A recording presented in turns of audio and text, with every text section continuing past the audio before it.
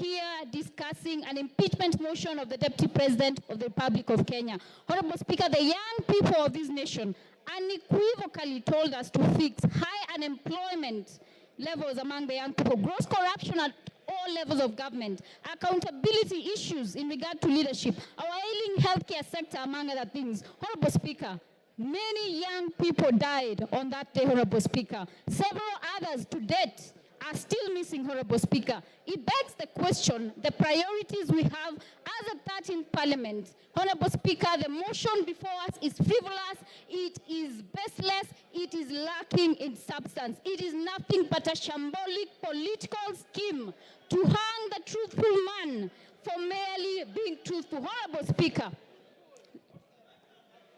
we must redeem the 13th Parliament, Honorable Speaker. We must ensure that we give... Kasheri, take your seat. Yes, Donya. Give Donya the mic. Hold, Jerry, you have about... Yeah. Thank you, Mr. Speaker. Is Honorable Kasheri in order to bring things which have passed, like the finance bill, when we are discussing about the impeachment motion? Those... And Kasheri is my friend, but this one you are wrong, my dear. We are discussing about the impeachment of Gachagua, not finance bill.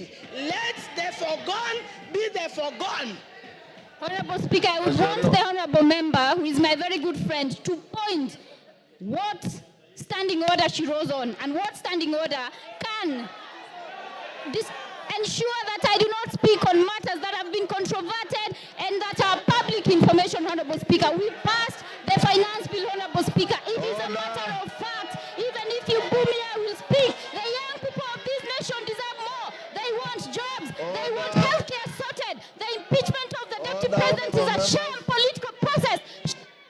Kasheri, order.